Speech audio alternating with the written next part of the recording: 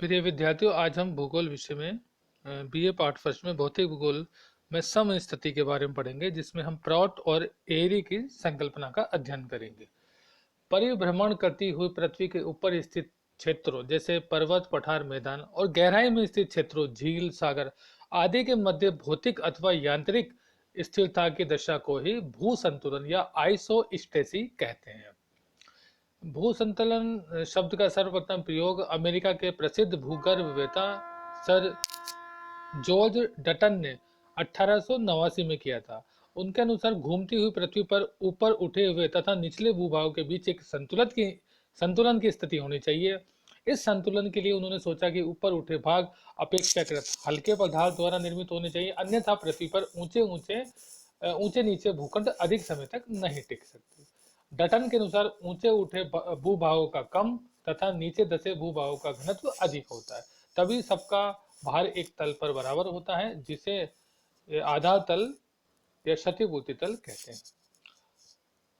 संतुलन का विचार विद्वानों के मस्तिष्क में उस समय आया जब सर्वप्रथम फ्रांसीसी विद्वान पियरे ब्रूगेर ने एंडीज पर्वतों की चिम्ब्रांजो चोटी का उत्तर व दक्षिण दोनों ओर भू सर्वेक्षण किया। उनके उनके आश्चर्य का ठिकाना नहीं रहा जब उन्होंने पाया कि एम्ब्रिज की चिम्ब्रांचो चोटी साहुल को बहुत कम आकर्षित कर रही है।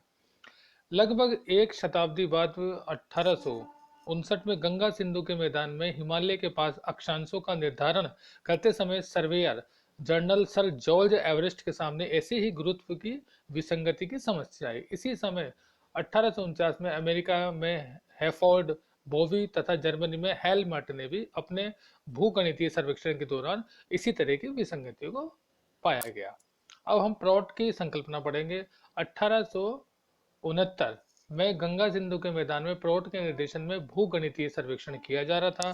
कल्याण व कल्याणपुर नामक दो स्थानों के अक्षांश निर्धारण हेतु त्रिभुजीकरण एवं खगोल की विधियों द्वारा किए गए माप के निम्न परिणाम प्राप्त हुए।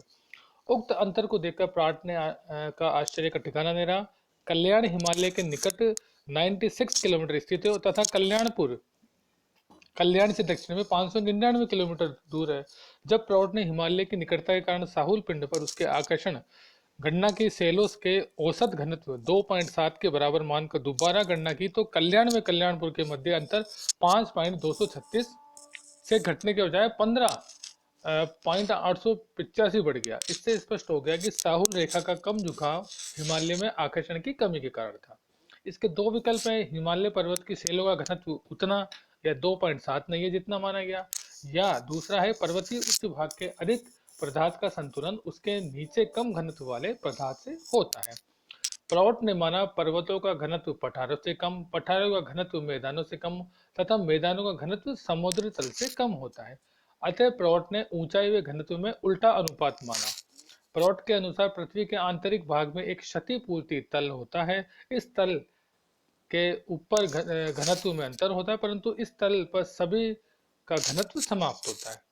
चित्र में भी बताया गया है कि ए व बी दो स्तंभ है, ए का घनत्व कम है और बी का अधिक है। इस प्रकार प्राट ने सिद्ध करने का प्रयास किया कि पृथ्वी पर जो स्तंभ जितना ऊंचा होगा उसका घनत्व उतना ही कम होगा और जो भाग जितना नीचा होगा उसका घनत्व उतना ही अधिक होगा। प्राट ने स्पष्ट किया कि पृथ्वी के विभिन्न उच्चावच स्थिर इसलिए है क्योंकि उनके घनत्व में अंतर होता है, परंतु उनका भार पृथ्वी के आंतरिक भाग में क्षतिपूर्ति तल पर बराबर होता है। अपनी सहकल्पना की पुष्टि के लिए उन्होंने विभिन्न धातुओं के टुकड़े लेकर एक प्रयोग किया। उन्होंने एक टब में पारा भरकर उस पर विभिन्न घनत्व परंतु समान भार वाले अनेक धातुओं के टुकड़े तैरा दिए। प्रत्येक टुकड़ों का पारे में समान गहराई पर प्रवेश था, परंतु पारे के ऊपर टुकड़े की ऊंचाइयों में भिन्नता थी। अजय प्राट के मतानुसार पृथ्वी अधे स्तर घनत्व जिसका 3.3 है रूपी द्रव्य में पर्वत, पठार, मैदान, समुद्री भाग आदि इन्हीं टुकड़ों की भांति तैर रहे हैं। इनके आधार द्रव में एक निश्चित गहराई पर समान रूप में स्थित है। इस प्रकार प्राट ने समान गहराई किंतु विभिन्न घनत्व वाले स्तंभों की कल्पना की। दूसरा हम अध्ययन करेंगे एयरी की संकल्पना। एयरी की संतुलन संकल्पना तैराकी के सिद्धांत पर आधारित है। आर्किमिडीज के 13वें सिद्धांत के अनुसार तैरती हुई वस्तु अपने द्रव्यमान के बराबर अपने नीचे से द्रव्यमान को हटा देती है। यदि पलावी हिमशैल या आइसबर्ग जल में तैरता है तो उसका नौवां भाग पानी में डूबा रहता है तथा एक भाग ऊपर उठा रहता है। यदि इस सिद्धांत के आधार पर सियाल के सीमा पर तैरने की व्याख्या करें तो सियाल का 9वां भाग सीमा के भीतर डूबा रहेगा। इसी आधार पर एरी ने अपना सिद्धांत दिया। एरी के अनुसार यदि हिमालय के डूबे हुए भाग की गणना तैराकी के सिद्धांत के आधार पर करें तो जैसे हिमालय की ऊंचाई 8,848 मीटर है तथा क्षतिपूर्ति तल में डूबा हुआ भाग है 8,848 मल्टीप्लाई बाय 9 बराबर 79632 मीटर होगा। अधिक डूबे हुए भाग से ऊपर का हिमालय संतुलन की अवस्था में रहता है।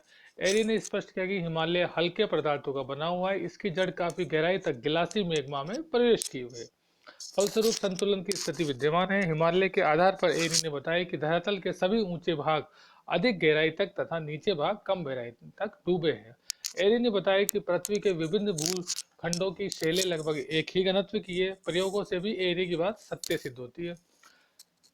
एरी ने अपने संकल्पना की पुष्टि के लिए समान घनत्व किंतु विभिन्न ऊंचाई वाले लोहे के टुकड़े को पारे से भरे बेसिन में डुबोया। ये टुकड़े अपने अपने आकार के अनुसार विभिन्न गहराई में डूबते गए।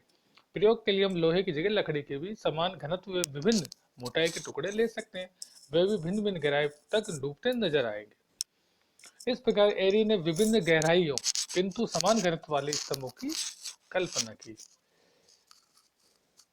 एरी व प्राट की संकल्पना में अंतर की बात करें तो एरी के अनुसार धरातल के उच्चावच पर्वत, पठार, मैदान, समुद्र तली आदि सभी का घनत्व समान है, केवल उनकी ऊंचाई में अंतर है। स्थल भाग जितने अधिक ऊंचे होंगे उतने ही अधिक गहराई में सीमा में डूबे रहते हैं, जबकि प्राट के अनुसार भूपटल के उच्चावचों के घनत्व में ऊंचाई के अनुसार भिन्नता होती है। तो स्थल भाग अधिक ऊंचे हैं, उनका घनत्व कम है। ये क्षतिपूर्ति में समान गहराई पर डूबे रहते हैं। बोवी ने इन दोनों के विचारों की तुलना सरल शब्दों में की कि एरी समान घनत्व और विभिन्न गहराइयों में, परंतु प्राट समान गहराई परंतु विभिन्न घनत्वों में विश्वास करते हैं। तो आज हम इतना ही पढ़ेंगे। धन्यवाद।